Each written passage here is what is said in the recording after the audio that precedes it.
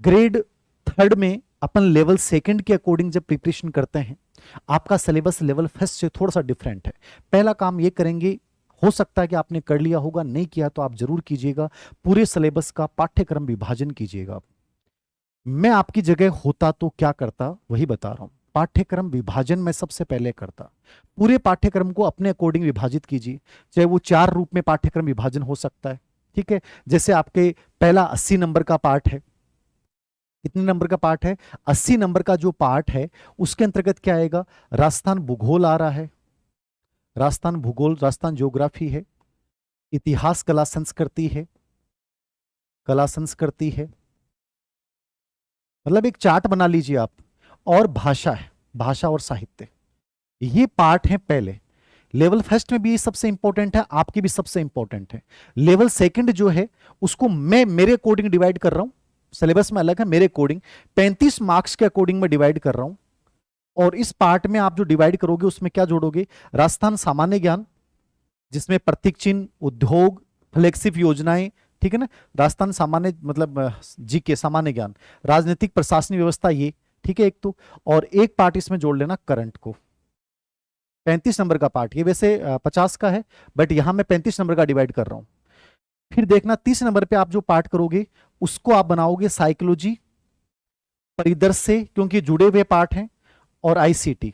ठीक है, ये 28% इसके आते हैं, मतलब लगभग 50 नंबर का पार्ट ये हो गया। 50 नंबर का पार्ट है, इसको अलग कर लीजिए। और लास्ट में आपका विषय और विधियां, टीचिंग मेथड, ये आपका 120 प्लस 20 यानी टोटल 140 नंबर। आप पूरे सिलेबस को 4 भागों में डिवाइड कीजिएगा, आज ही चार्ट बनाइएगा। और इस चार्ट में सबसे पहला 80 नंबर का पार्ट है राजस्थान जीके, जिसमें ज्योग्राफी, इतिहास, कला संस्कृति और भाषा साहित्य आएंगी। दूसरा आप डिवाइड जो 50 नंबर का है, लेकिन मैंने इसमें परिदृश्य को साइकोलॉजी साथ जोड़ा है क्योंकि वो रिलेवेंट चीजें हैं, तो रिलेवेंट चीजों के साथ जोड़ लीजिए।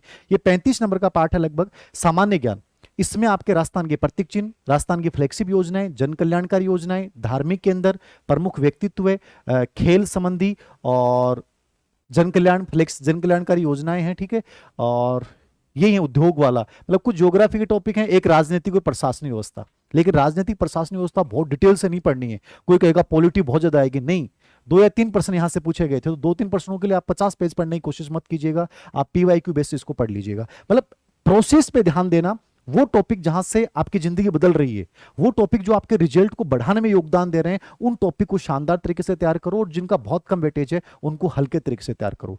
जिस पार्ट को आप ज्यादा समय दे रहे हैं, इसका मतलब वो आपके सिलेक्शन में योगदान देगा, ऐसा आपको करना है। ये बातें सुन लीजिएगा, नोट कर लीजिएगा। साइकोलॉजी, परिदृश्य, आईसीटी 50 नंबर का पार्ट हो गया। और विषय का सबसे बड़ा रोल है, क्योंकि 140 नंबर का पार्ट है, तो विषय को हल्के में नहीं लेना है। समझ सुनिएगा, मैंने पूरे पेपर का एनालिसिस किया आपके लेवल सेकंड के। राजस्थान जो ज्योग्राफी है उसमें से हर पेपर में किसी में 15% है, किसी में 16% है। ठीक है, इतिहास कला संस्कृति में से यही पार्ट है, 8-8% दोनों में से, लगभग 15 से 16%। और भाषा और साहित्य में से किसी में 7 प्रश्न आए हुए, किसी में से 8 प्रश्न आए हुए, मतलब टोटल 50 नंबर का पार्ट है, लेकिन बड़ा वेटेज है। अब इस पार्ट का बड़ा वेटेज है, इसका मतलब आपको उसी तरीके से पढ़ना है। राजस्थान ज्योग्राफी का बड़ा रोल है, तो राजस्थान ज्योग्राफी की अच्छी किताब पढ़िए कि सर राजस्थान ज्योग्राफी के लिए क्या पढ़ें। तो राजस्थान भूगोल के लिए जो अधीनस्थ सेवा चयन बोर्ड का एग्जाम पैटर्न है और जहां से प्रश्न हुबहू उठाए जाते हैं, वो है हरिमोहन सक्सेना की राजस्थान ज्योग्राफी। यदि आप पढ़ सकते हो, आपके पास टाइम है, तो हरिमोहन सक्सेना पढ़िए। यदि आपको कोई गाइड अच्छी लगती है, क्योंकि अभी मार्केट में गाइडेंस सब फेल हो गई थी, RS परी में जो ज्योग्राफी आई है, तो अभी मैं आपको कोई गाइड इसके लिए सजेस्ट प्रॉपरली नहीं करूंगा। कोशिश करें कि आप हरिमोहन सक्सेना पढ़िए, उसके बाद कोई अच्छी गाइड आएगी तो मैं आपको अलग से टेलीग्राम चैनल धीर सिंह दाभाई ऑफिशियल पर डाल दूंगा। तो राजस्थान ज्योग्राफी है वो हरिमोहन सक्सेना से तैयार कर लीजिए। किससे कर लीजिए? हरिमोहन सक्सेना, और पेपर सेटर भी इसका प्रयोग करता है, तो याद रखना। इतिहास कला संस्कृति अच्छा पार्ट है, पढ़ सकते हैं तो हुकुमचंद जैन की हिंदी ग्रंथ अकादमी किताब पढ़ सकते हैं, RP व्यास की राजस्थान इतिहास कला संस्कृति पढ़ सकते हैं, डिटेल में पढ़ना है। और वरना कोई गाइड लेके आ जाइए, चाहे वो पप्पू सिंह प्रजापत की हो, ठीक है, पवन भंवरिया की हो, या कोई और आपको अच्छी लगती है। धरोहर पब्लिकेशन की अच्छी एक किताब आई है इतिहास कला संस्कृति पे, ठीक है, तो आप देख लीजिए, आपको जो बेटर लगता है आप गाइड को खुद चूज कीजिएगा। गाइडों में लगभग मैटर एक जैसा होता है, कॉपी पेस्ट होता है गाइडों में।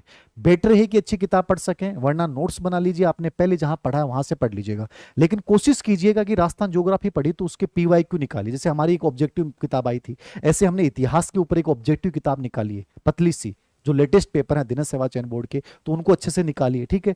ऐसे ही भाषा और साहित्य का अपना रोल है। तो भाषा साहित्य पे कला संस्कृति और भाषा साहित्य की ओम प्रकाश चौधरी सर जो RS है उनकी किताब आती है पतली सी, आप देख सकते हैं, तो आपको देखनी चाहिए। अन्यथा भाषा साहित्य के ऊपर आप RS के लिए पेनोरमा ने भी एक बहुत अच्छी किताब निकाली थी, वो भी बढ़िया किताब है, क्योंकि इसमें डीपली प्रश्न आते हैं। इस पार्ट को आपको सबसे ज्यादा टाइम देना चाहिए, क्योंकि आपने इसको पढ़ा नहीं है, तो शुरुआत भी इसी से कीजिए, क्योंकि इससे 7 से 8 प्रश्न आते हैं और ये सिलेक्शन में बड़ा रोल अदा करते हैं।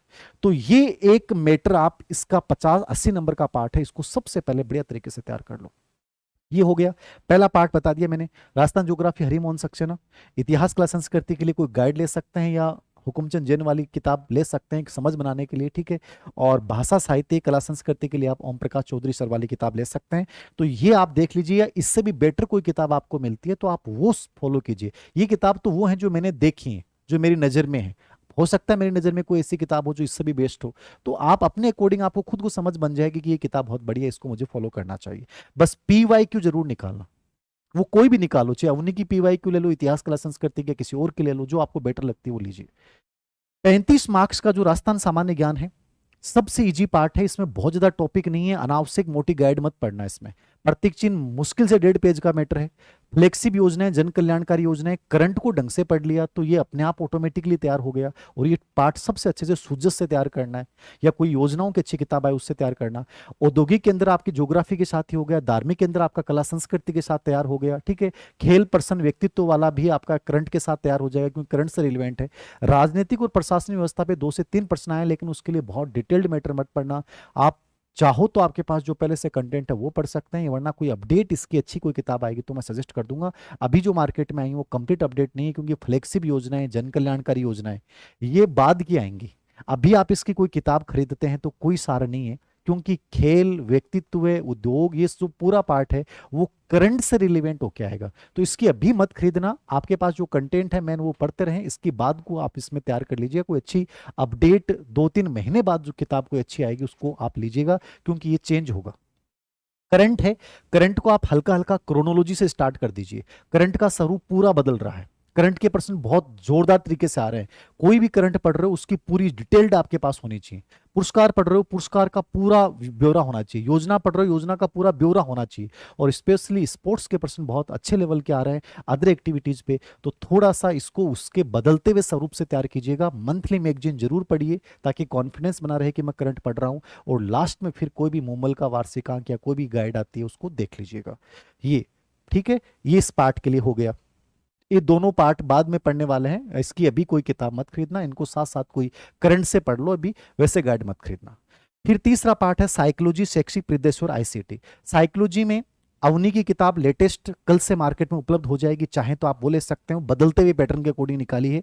और उसमें मैंने अधीनस्थ सेवा चयन बोर्ड के लास्ट में प्रश्न डाले हैं, क्योंकि अधीनस्थ सेवा चयन बोर्ड का एग्जाम दे रहे हो तो आपको पता चलना चाहिए अधीनस्थ सेवा चयन बोर्ड के पेपर कैसे आते हैं। तो अधीनस्थ सेवा चयन बोर्ड के प्रश्न और कुछ कंटेंट उससे हटाए भी गया है, तो आप अवनी वाली ले सकते हैं।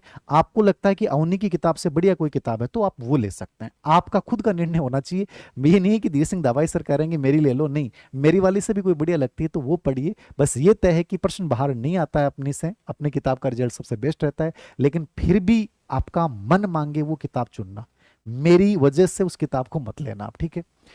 परिदृश्य का इंपॉर्टेंट रोल है, क्योंकि 8% इसमें से आते हैं। साइकोलॉजी 20 नंबर का हो गया। परिदृश्य, परिदृश्य अपडेट एडिशन इंतजार कीजिए। अभी मार्केट में मैं 3-4 एडिशन लेके आया था कि देखने के लिए कौन सी बुक अच्छी है, लेकिन सब में पुरानी चीजें डाल रखी थी, इसलिए मैं कोई किताब सजेस्ट नहीं करूंगा। यदि आपको कोई लगता है अच्छी किताब आई है तो देख लीजिएगा।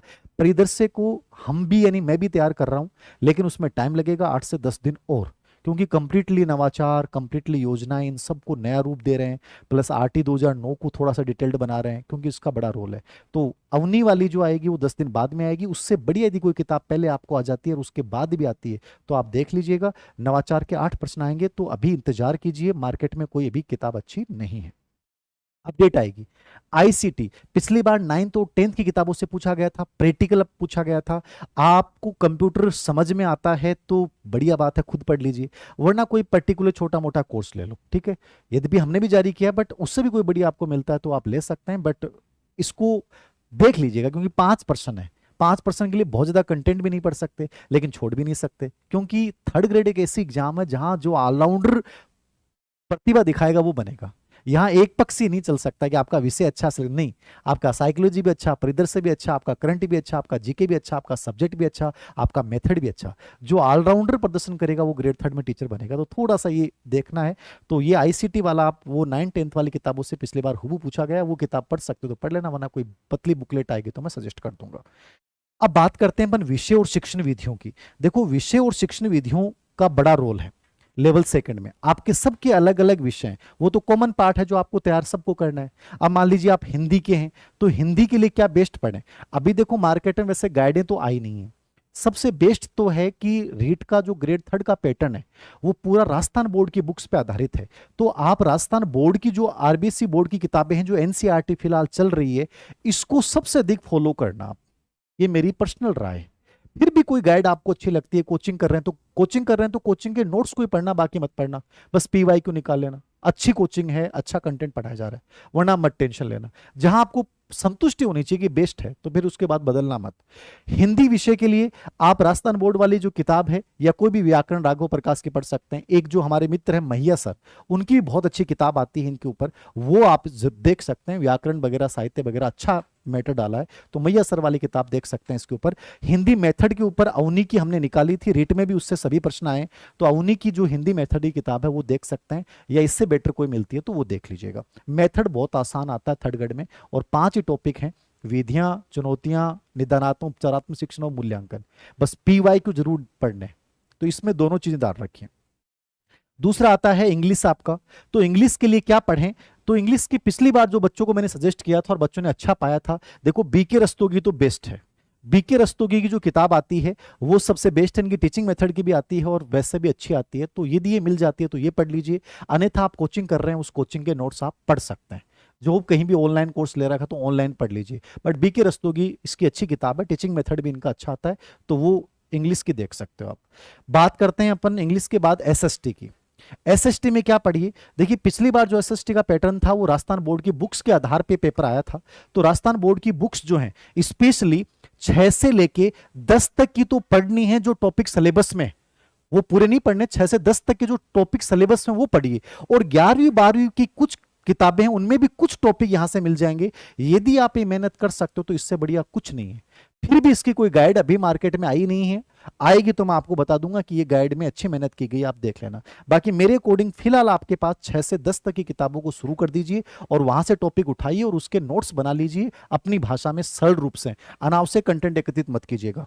तो एसएसटी जो है वो बढ़िया है। टीचिंग मेथड जो इसमें 20 नंबर का पार्ट है, इसमें आप मंगल की किताब भी आती है, अवनी की भी हमने निकाल रखी है, और इसका थोड़ा सा थर्ड ग्रेड के अकॉर्डिंग लेटेस्ट पीवाईक्यू बेस एक एडिशन हम और निकालेंगे, तो वो भी आप देख सकते हैं, या कोई और इससे बढ़िया मिलती है तो वो भी आप देख सकते हैं। तो लेकिन इन किताबों को जरूर फॉलो कीजिएगा, पीवाईक्यू निकालिएगा, और ये क्योंकि इसमें कई विषय हैं इसलिए थोड़ी सी मेहनत ज्यादा करनी पड़ेगी।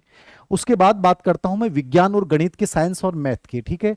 तो विज्ञान और गणित के लिए क्या पढ़ें, तो जो मेरे पास सजेशन आया है विज्ञान गणित को लेकर, साइंस और मैथमेटिक्स को लेकर, विज्ञान के लिए एनसीईआरटी आपको पढ़नी चाहिए, लेकिन एनसीईआरटी आप नहीं पढ़ पाते हैं तो देखो कोई गाइड जिसमें एनसीईआरटी का सार हो वो देख सकते हैं। एक इस पे हेमराज जी सर की एनसीईआरटी का सार संग्रह है ऑब्जेक्टिव, ठीक है, ये बढ़िया किताब है, इससे आपको लगभग ये पूरी साइंस आपकी तैयार हो जाएगी। मैथ के लिए मथुरिया की जो किताब आती है वो ठीक है, ठीक है ना, मथुरिया की किताब आती है, इसमें मेथड भी है और ये भी है, तो ठीक मैटर आता है इनका। पिछली बार बच्चों ने पढ़ा था, अच्छा फीडबैक था, तो वो देख सकते हैं। एक स्माइल पब्लिकेशन की भी इसके ऊपर बुक्स निकली हैं, विज्ञान गणित दोनों की गाइड के रूप में, देख लीजिएगा, मैंने देखी नहीं है बट बच्चों ने कुछ ने बताई थी, स्माइल पब्लिकेशन की आई रामोतार भदाला की, तो वो भी आप देख सकते हैं। मथुरिया, रामोतार भदाला या और कोई अच्छी किताब है यूएस शेखावत आरबीडी पब्लिकेशन से आती है, वो भी आप देख सकते हैं, अच्छी किताब है, तो इसको आप फॉलो कीजिएगा। ऑब्जेक्टिव में हेमराज जी सर के ले आइएगा, अच्छी किताब है उनकी, जिसमें इसमें पूरे पीवाईक्यू में पूरा एनसीईआरटी का सार है। तो इससे क्या है कि साइंस आपकी कंप्लीटली तैयार हो जाएगी। टीचिंग मेथड पे हम भी इस पे प्रयास कर रहे हैं कि अच्छा एडिशन आए, क्योंकि हिंदी का ऑल रखा है, गणित का हमने पहले निकाल दिया था, गणित विज्ञान दोनों का कंबाइंड निकालने का प्रयास करेंगे। बट आप फिर भी मार्केट से कोई किताब ले लेना है, रेट में जो पढ़ा है वो भी पढ़ लोगे तो बहुत है, मतलब टीचिंग मेथड रेट वाले आपके काम आ जाएंगे। फिर बचता है संस्कृत, जो मेन विषय है।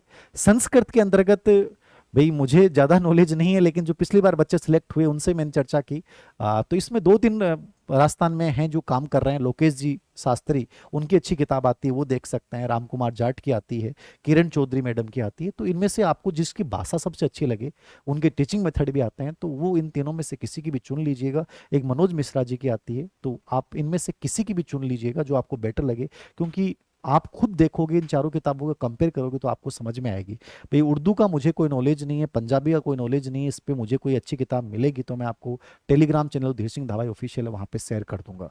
तो ये आपके सब्जेक्ट के अकॉर्डिंग रणनीति है। टीचिंग मेथड बहुत मुश्किल नहीं है, आसान है, बस पीवाईक्यू भी देख लोगे तो हो जाएगा। सबसे बड़ी चीज है, थर्ड ग्रेड एग्जाम छोटा नहीं है, बड़ा है। कंपटीशन आसान नहीं है, मुश्किल है, लेकिन सही दिशा में चलोगे, सही कंटेंट के साथ चलोगे तो आसानी से लग जाओगे। ये गोल्डन चांस है मेरे अकॉर्डिंग, क्योंकि बार बार तैयारी करना बड़ा मुश्किल काम होता है। तो एक बार अच्छे से कर लीजिए, ढंग से पढ़ लीजिए, लग जाओगे। और जॉब लगना सबसे बड़ी प्रायोरिटी होनी चाहिए। उसके बाद आप सेकंड ग्रेड करो, ग्रेड फर्स्ट करो, आपकी मर्जी है। तो मेरे अकॉर्डिंग ये मेरे कुछ सुझाव हैं, इनको आप फॉलो करते हैं तो निश्चित रूप से अपन आने वाले वर्ष 2026 में पेन के साथ मिलेंगे। आप कितने बच्चों को पेन लेना है ये आप जानते हैं। वास्तव में तुमने यदि पक्का इरादा कर लिया है तो तुम 100% पहुंच जाओगे, अन्यथा तो वही बातें हैं, हम फिर रिट की तरह कि सर ये हो गया वो हो गया। तो ये शिकायतें आपको करनी है या आपको इस वक्त को और अपने भविष्य को बदलना है, ये तुम्हें तय करना है। तो आप सभी को शुभकामनाएं ग्रेड थर्ड के लिए। और कोई अच्छा कंटेंट आएगा तो मैं सजेस्ट कर दूँ। Thank you very much.